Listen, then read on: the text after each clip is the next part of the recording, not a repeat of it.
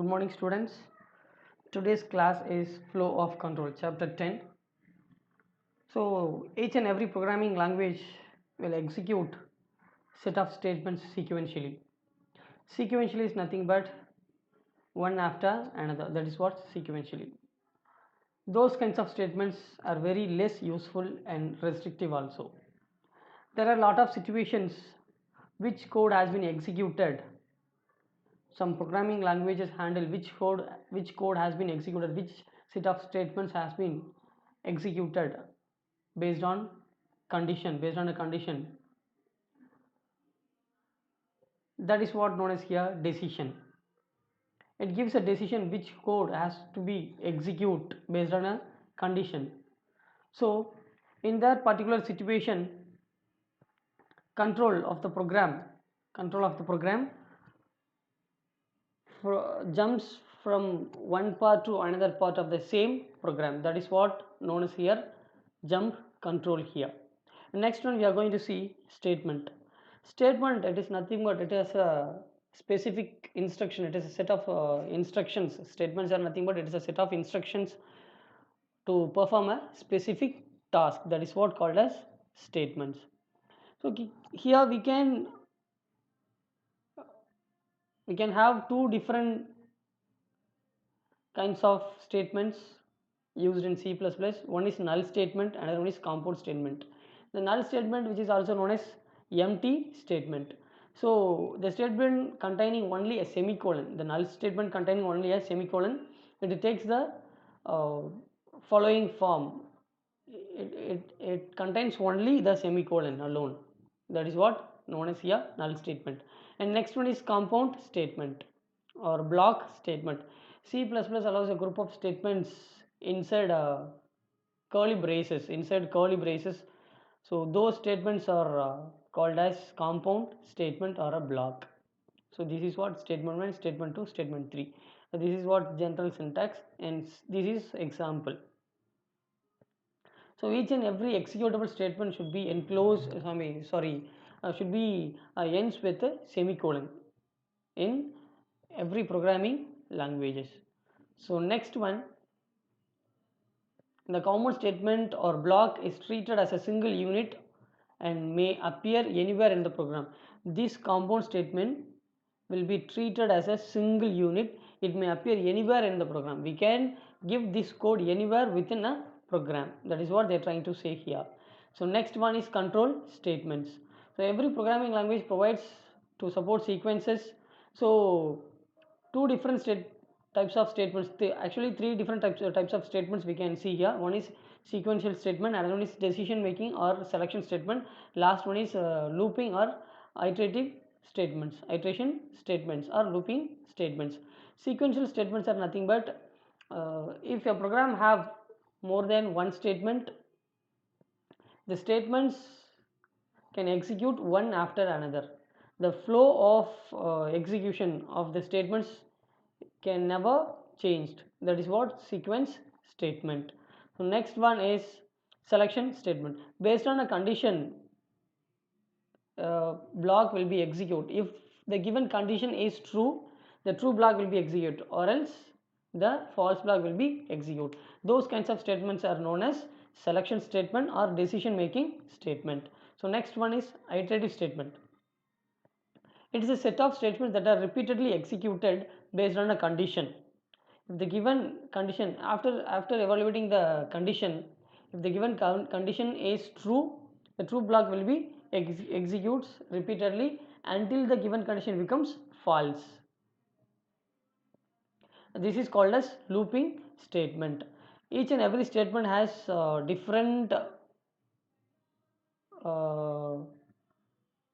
parts. So the set of statements that are executed again and again, that is what called as body of the loop. What is the executable code it contains? That executable code is known as body of the loop. So every statement has different parts.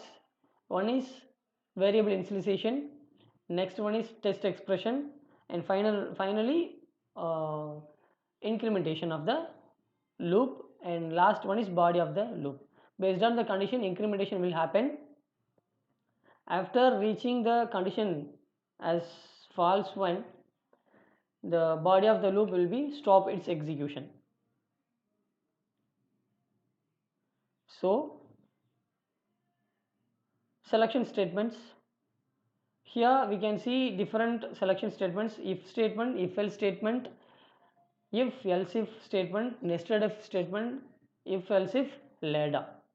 If statement will execute a group of statement based on a condition. If the given condition is true, the true block will be executed. If the given condition is false, nothing will be executed because it contains only if statement. Next one is if else statement.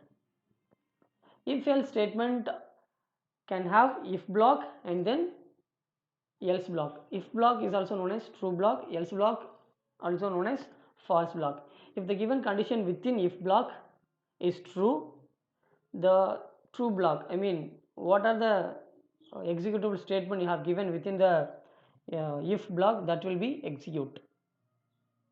If the given condition is false within if, then else block will be execute. Next one is if else is finished. Next one is nested if. So if you are going to have another if statement within another if, that is what known as nested if statement. So we can get this nested if statement in three ways. One is nested if nested inside if part, if nested inside else part, if nested inside both if and else part. So if nested inside if you have another if inside another if expression, if statement, that is what known as first form. The second form is, see here if and another one is there, within the else another if is there, within this else another if is there. This is second form of nested if. Third one is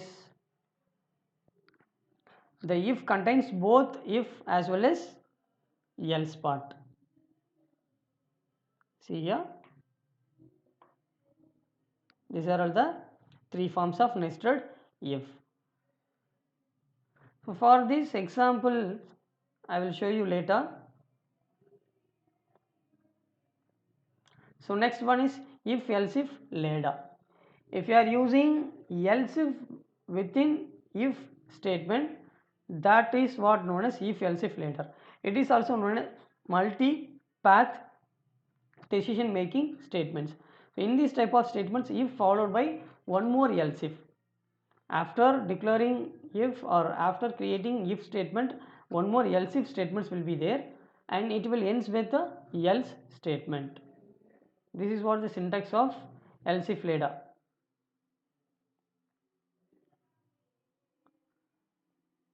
So next one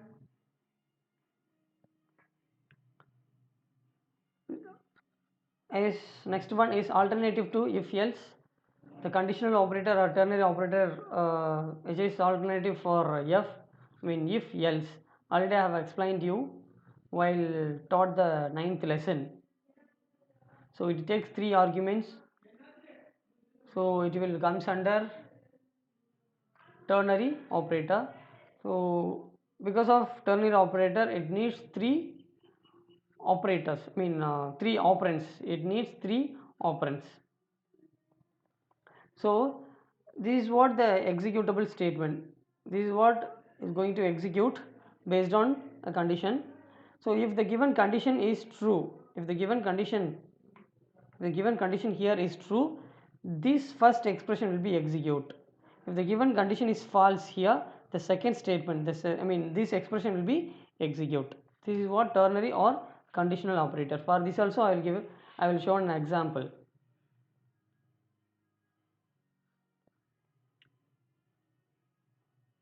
So next one is switch statement. Switch statement, it is very similar to if else if ladder. It is also multi-way branch statement, but for a single expression it can have more choices. But for in else if for multiple choices it can have multiple branches. So for some rules are there for creating switch statement. First one, the expression provided within the switch statement. So this is what expression. The expression provided within the switch statement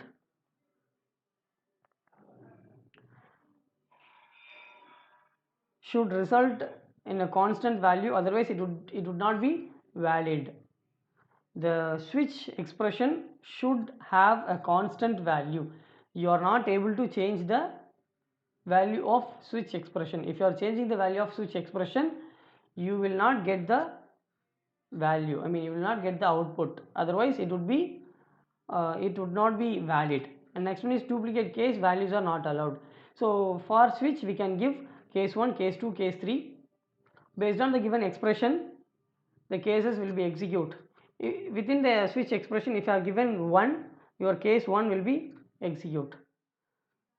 If you are going to give in the expression as a case 2, the case 2 will be executed. So if there is no match with the case expression and with the cases, the default code will be executed, default case will be executed. Here duplicate case values are not allowed, means you are not able to give, or you are not allowed to give case 1 twice within the switch expression. So next one is default statement is optional. So it is optional, the default statement is optional, you can give or you can leave it. The break statement should be used inside each and every cases.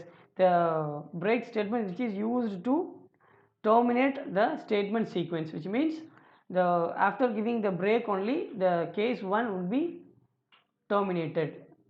After giving case 2 we have to give break inside the case, then only the case 2 will be terminate.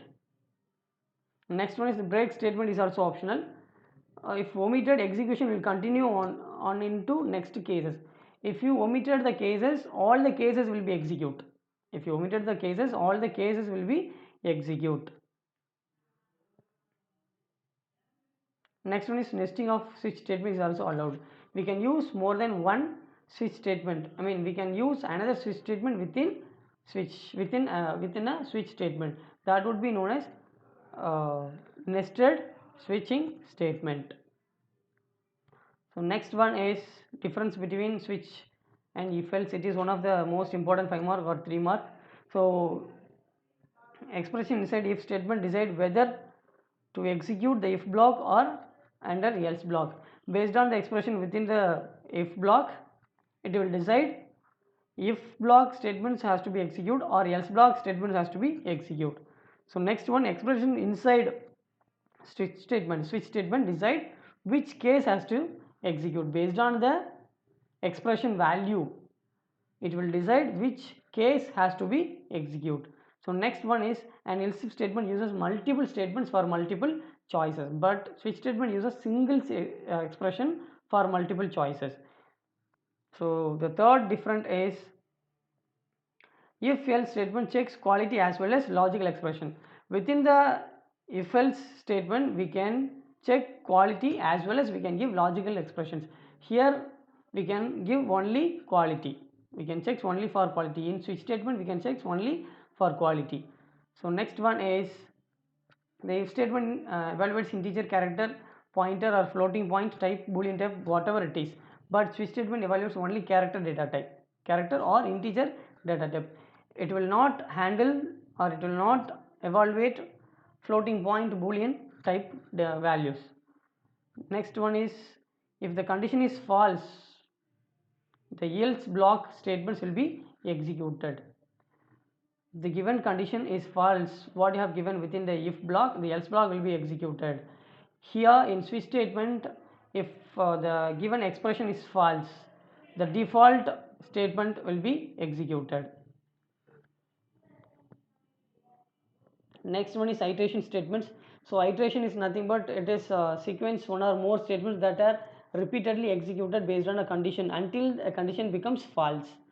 So or until a condition is becomes satisfied, the statements will be executed repeatedly. That is what known as here iteration statement.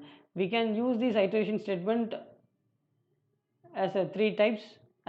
One is for statement, next one is while, and last one is do while. Here while statement and for statement is, while and for statements are known as uh, entry controlled loop. Do while statement is known as exit controlled loop. So here all the statements, all these three statements has four parts. One is uh, variable initialization, next one is test expression, third one is update expression, the last one is body of the loop. And in initialization expression we are going to assign a value for any variable. It must be initialized before the control enters into the loop. After initializing the value only it will enter into the test expression. If the given test expression is true, it will execute the body of the loop. After executing the body of the loop, it will come to the update expression, and again it will update the value of the initialization variable. After updating the initial value of the variable, again it will goes to the test expression. So until the condition becomes false or the condition satisfied, the body of the loop will be executed again and again repetitively. That is what known as here iteration statement. For loop is entry controlled loop. Before going to evaluate the text expression or check the text expression, it will check the condition, if the given condition is true or false. If the given condition is true, it will execute the body of the loop again and again until the given condition becomes false or given condition is satisfied. This is what the general syntax for loop. Here we have to initialize the variable for int I is equal to 0, test expression, update expression. Here we have to give here, and this is what body of the loop. This is what known as body of the loop.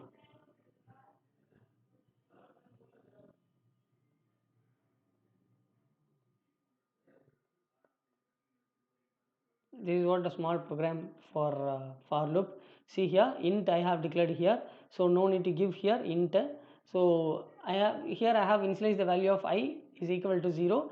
I becomes less than 10. While I becomes less than 10, it has to be execute this body of the loop again and again. So it has to be increment. So first time value of I would be 0.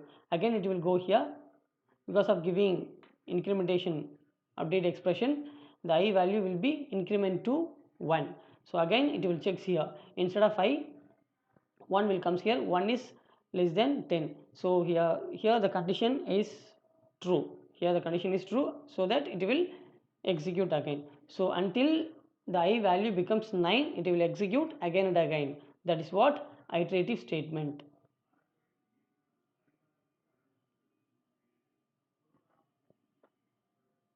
And these are all the programs you have to execute. So here I have declared two different variables, I is equal to I and sum is equal to 0. Here I am going to add the values of add the numbers from 1 to 10. So see here, for I is equal to 1, I becomes less than or equal to 10, it should be increment. And then after reaching this condition, until this condition becomes false, the body of the loop would be execute. So see here, sum of value, the value of sum is 0. So the initial value of I is 1. So 0 plus 1 becomes 1. So new value of sum would be 1. So again it will come here, it will check the expression, test expression. So instead of I, 1 will be comes here. This is the first step. In the second step, because of giving the incrementation here, 1 will be incremented to 2. So 2 is less than or equal to 10. So again the condition becomes true. So again it will comes here, the old value of sum is 1, the new value of I is 2. So 1 plus 2 becomes 3. So like this, the sum of 1 to 10 is 55. So the for loop is one of the most important looping structure in C++ because it allows several variations. We can give nested for also within a program. We can give nested for also.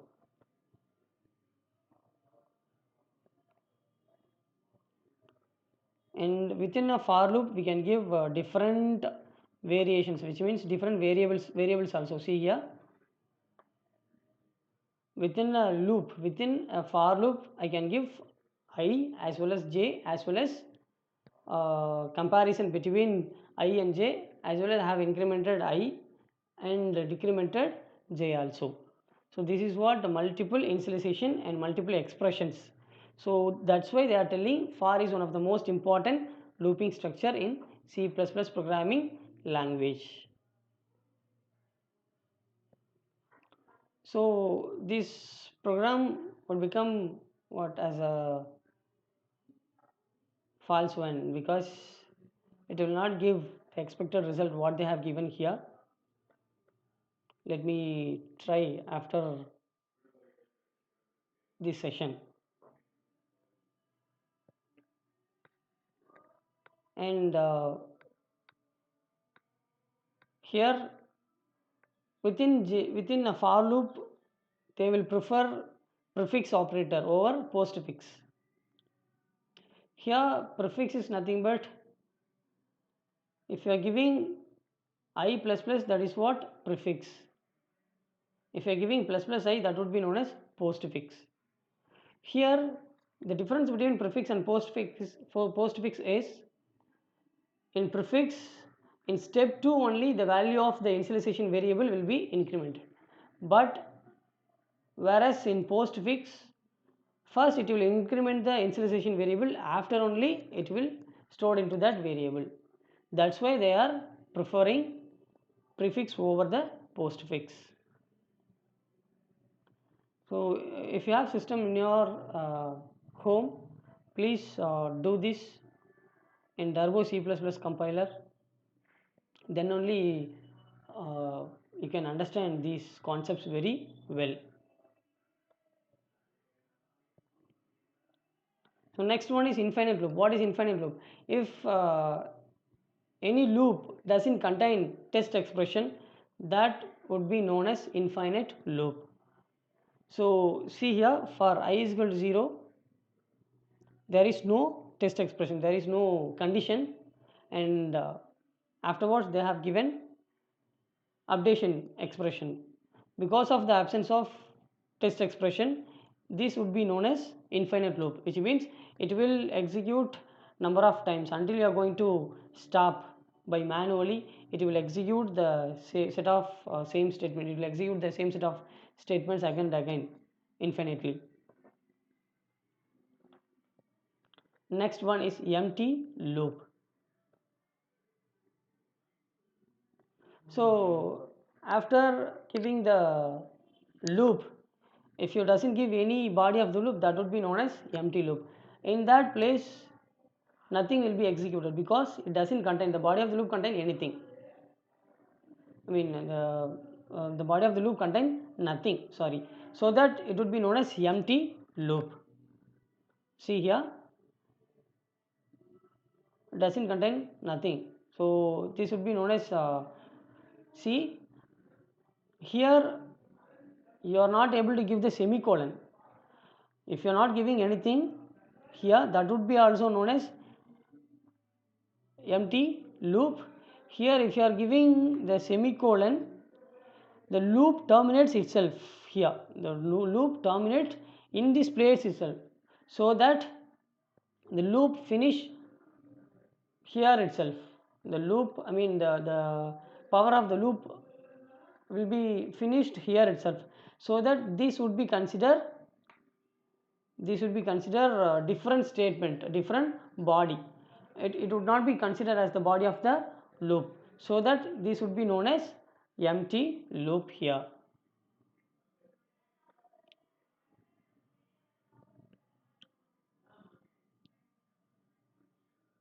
So declaration of variable inside a for loop, we can initialize a variable within a for loop also.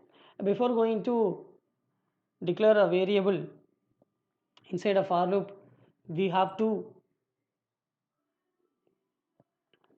determine the data type, or else we have to give the data type of the variable also. See here, I is the variable. For the variable I have given data type as integer.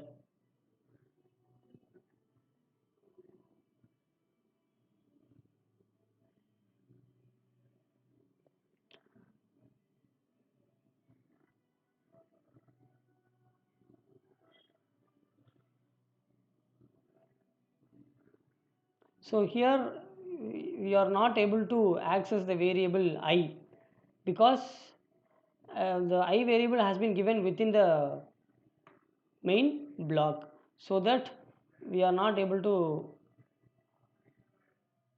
give the we are not able to access the I.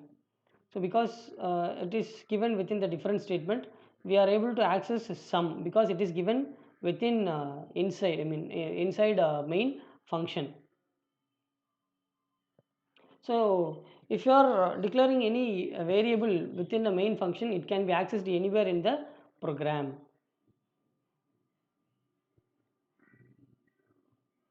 So the variable I can be accessed only within the body of the loop. So within the body of the loop only you are able to access the variable I.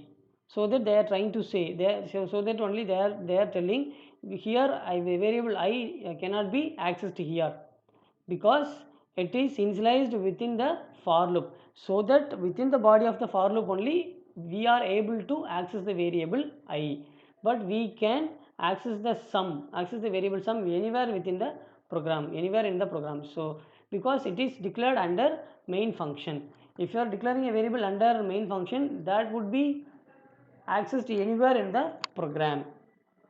So next one is while loop. So it is a control flow statement that allows loop statements. It is also allows loop statements to be executed repetitively as long as the given condition is true. Once the given condition becomes false, the loop will be stop its execution, and it is also known as entry control loop, because test expression is evaluated first, then only it will execute the body of the loop. If the given condition giving here test expression is false, it will not execute the body of the loop. If the given condition is as long as true, then only it will execute the body of the loop. So see here, I value is 1, sum is equal to 0. The same program what they have used for loop, they have used here also, but a small change is while loop. Here they have used while loop. See here, instead of I we have to take the I value 1. 1 is greater than or equal to 10. Condition is true, it will not satisfy our condition. So until the condition becomes, the I becomes 10 here, it will execute again and again.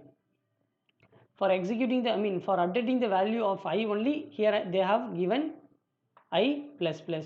First it will execute sum is equal to sum plus I. The value of sum, the initial value of sum is 0, the initial value of I is 1, so it will add together. So 0 plus 1 becomes 1, so the new value of sum is 1. So again it will comes here. So after adding 0 plus 1 as becomes the new value of sum, it will update the value of I. So the initial value of I is 1, it would be updated from 1 to 2. Again it will comes here, instead of I 2 will be comes here. So again it will have the test expression 2 is less than or equal to 10. Again it will true. So again it will comes here.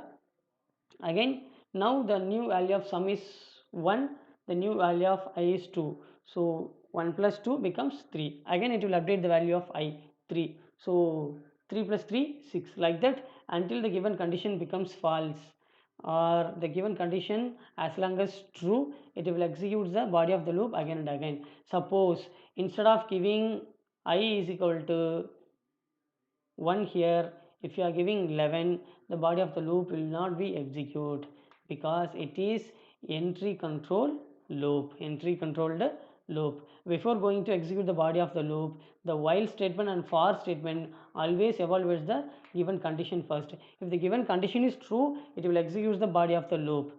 If the given condition is false initially, it will not execute the body of the loop.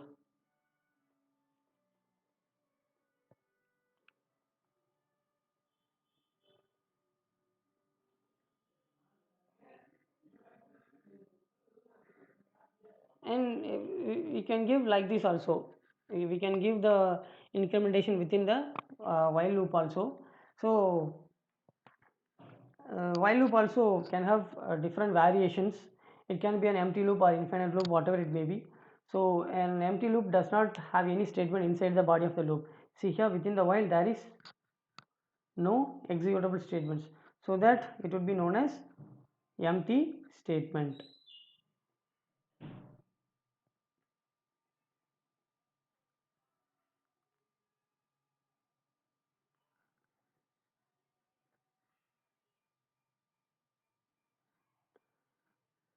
So here this I plus plus would not be considered as part of while loop statement because a curly brace is missing here. After giving a statement, we have to open the curly brace. Then only the body of the loop will be considered part of the loop. Otherwise, it would not be considered as the body of the loop. So next one is do while loop. Do while loop is known as exit controlled loop.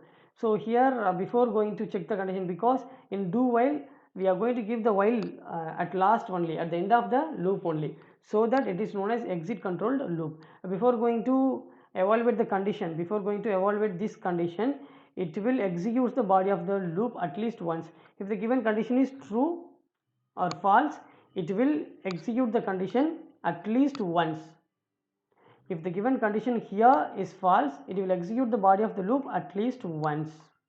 If the given condition is true here, it will execute the body of the loop repeatedly until the condition becomes false, or as long as the given condition is true. That is what do while loop here. See here, this is the program for do while loop. Int n value is 10. Do is here. Do means we have to do before what, knowing the condition. Before knowing the condition, it has to be execute at least once.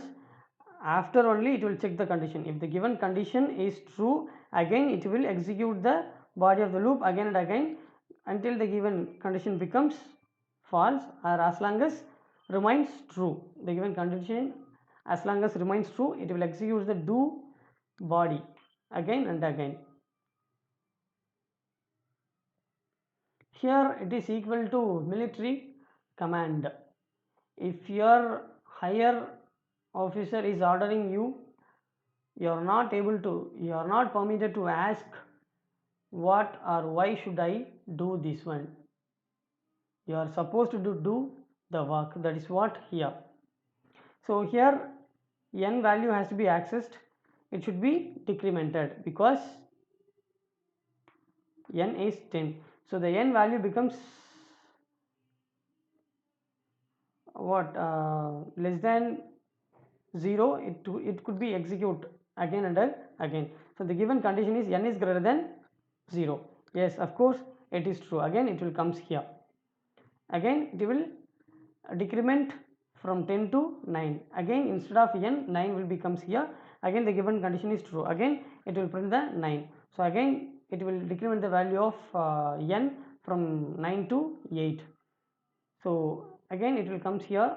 Here instead of n, the 8 will becomes here. The given condition is true. So it will print the value 8. So until the value of n becomes 1, it will execute the body of the loop again and again. So next one is nesting of loops. So a loop which contain another loop inside it, that is what known as here nesting of loops. It is called as nested loops.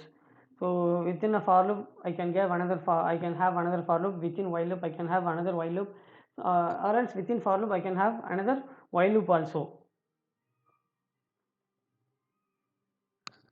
This is what known as nesting of loops. So see here, for nesting of loops, they have given a small multiplication table.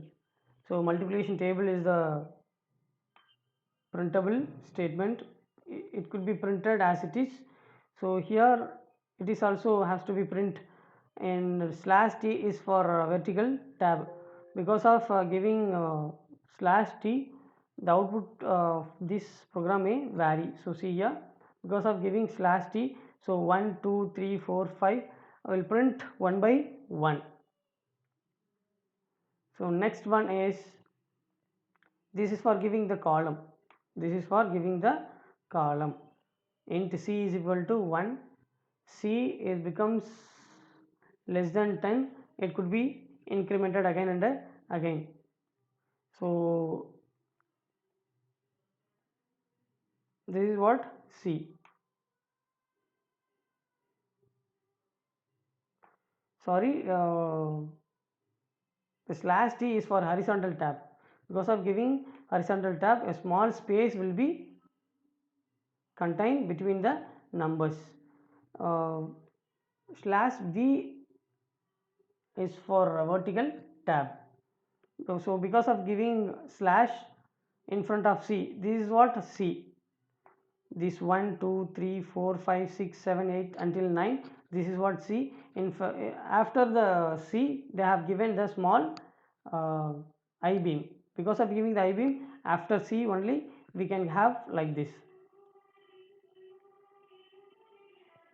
So next one is I value. I value is what? This is what I value. These are all known as I value. I has to be print from 1 to 9.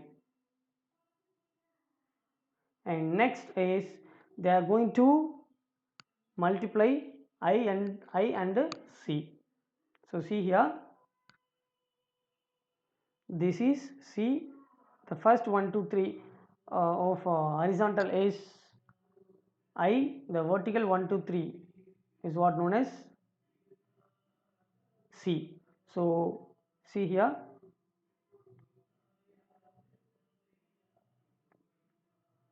and this is C and this is I. This is C. This is C and this is I. So here I am going to multiply 1 into 1 1, 1 into 2 2, 1 into 3 3, 1 into 4 4, 1 into 5 5, 1 into 6 6, 1 into 7 7, 1 into 8 8, 1 into 9 9. So next one is 2 into 1 2, 2 into 2 4, 2 into 3 6, 2 into 4 8. Like this we can have a multiplication table for up to table 9. So this is how we can give multiple multiple for statement, or more than one for statement within a program. This could be known as nested looping structure. So next one is jump statements. So jump statements are used to interrupt the normal flow of program. So three different types of jump statements are there. One is go to statement, next one is break statement, the third one is continue statement. So first one is go to statement. Go to statement is a control statement which is used to transfer the control from one part to another part of the same program without any condition in a program. That is what known as go to statement. So see here,